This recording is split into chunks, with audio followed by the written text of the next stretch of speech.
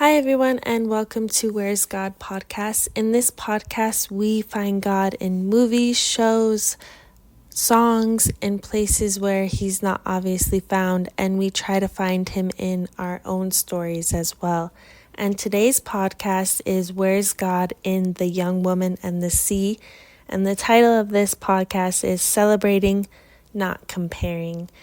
So if you haven't seen the movie, it's a newer release on Disney Plus. It's called The Young Woman and the Sea, and it's about the first woman to swim the English Channel. Her name is Trudy Etterly, I believe, something like that. And it's based in the early 1900s. And it's a really cool story, really inspiring. I would recommend watching it. It's a really good movie.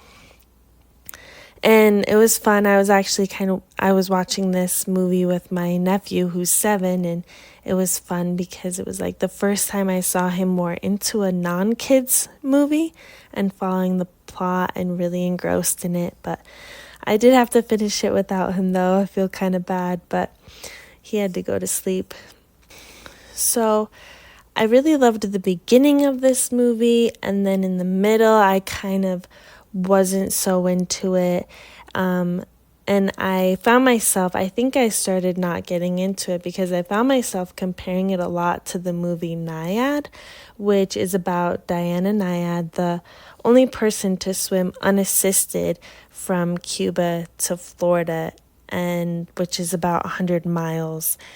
And she was in her 60s and had attempted it 3 times before swimming the entire distance. And while I was watching The Young Woman and the Sea, I was thinking about the Nyad movie and what she had accomplished and how it was a lot more epic and a lot more challenging. I was thinking, she had to swim 100 miles and she was in her 60s, and the English Channel is only like 21 miles. So this story, it's not as good as the Diana Nyad movie. But by the end of Young Woman and the Sea, I realized that Trudy what she had accomplished was incredible and unmatched as well, just like Diana Nyad. And while I was thinking about bringing up this comparison on the podcast, I was thinking how we actually do that a lot in life, comparing our successes and accomplishments with others. Sometimes after we complete something, we might feel really proud of ourselves, but then the second we find out about someone else's accomplishment or someone else doing it better, we end up negating what we did and thinking it wasn't that great after all. Like in the spring, I did a small triathlon. And then like a month later, my friend did a longer triathlon after me. And I felt like, mine wasn't as big of an accomplishment because it was shorter.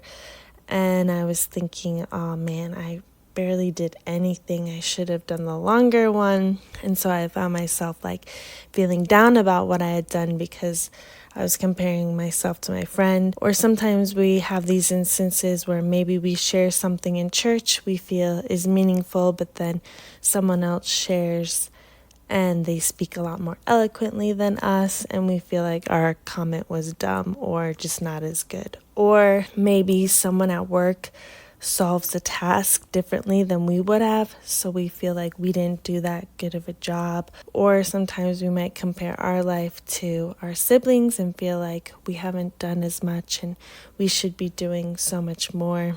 And thinking back on the 2 movies, the Nyad movie and The Young Woman in the Sea, yes, Diana was a lot older and swam about 80 more miles. Trudy's accomplishment of swimming the English Channel was still a huge undertaking and feat for all that she went through and all the obstacles that she had to overcome. She was a woman in the early 1900s wanting to compete seriously in a sport where women at that time had a small section of the pool buoyed off that they could swim in, and they were swimming in dresses and shoes. And she had measles when she was younger and almost died, and told that she would go deaf if she swam. And she was given this awful coach in the movie to help her swim this English Channel who ended up sabotaging her first swim because he was jealous and angry that a woman was doing it when he couldn't. So looking back on all of that, how can you compare the two? You really can't. They both had different struggles. They both had different circumstances. They both had different things that were hard for them. So it's really, of course, we want to compare them because they're both swimming and they're both swimming long distances, but you can't say one was a greater accomplishment than the other because they both had hardships to overcome and obstacles to face. They each had their individual trials to overcome, and no matter the difference in distances, they both worked hard, deeming them both successful in their accomplishments. So I think when we're working at something or when we finish something, it's important to look at what we overcame and the work we put in. Part of the reason why I love these movies is because I love to swim. In the month of March, this past March, I chose to swim 5 miles to raise money for the kids at St. Jude Hospital. And while I joined lots of other swimmers who were doing the same thing in this online forum on Facebook, I saw a lot of other posts of people doing the same thing. And most of the time, I would be swimming around 0.9 miles each time.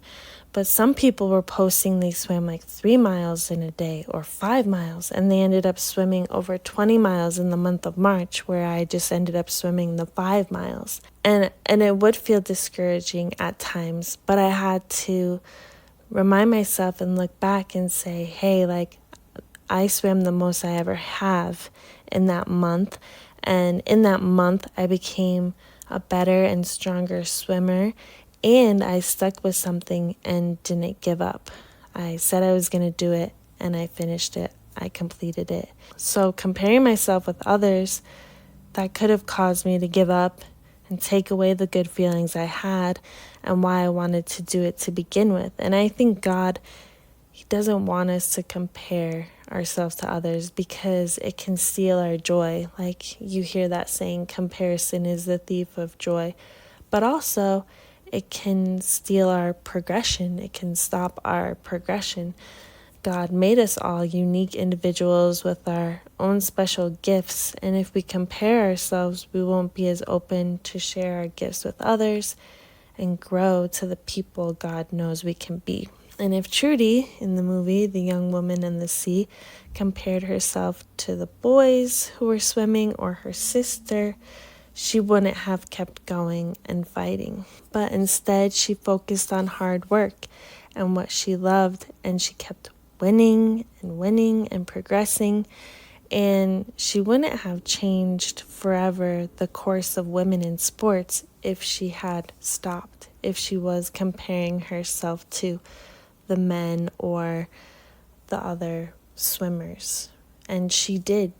Her accomplishing the English Channel, and she ended up going to the Olympics. She changed the way women were viewed in sports. She opened people's eyes and showed them that women can be competitive and strong in the sports world. So I would say that instead of comparing, we should just keep working, and we should be grateful for all that God has blessed us with. And instead of comparing, we can celebrate. We can celebrate our wins and the wins of others. God wants us to love each other and be united, and I think one way we can do that is by celebrating instead of comparing. I think when we compare, we kind of separate ourselves off from people. So tomorrow, when I go back to work, instead of comparing myself to a coworker who has taken over my job while I've been gone, I'm going to celebrate her and be grateful that she did take over my job so I could go on vacation. And this week you can think of how you can celebrate instead of compare. Celebrate God's gifts in your life. So be sure to leave your celebrations in the comments so that we can all be reminded of God's goodness in our lives.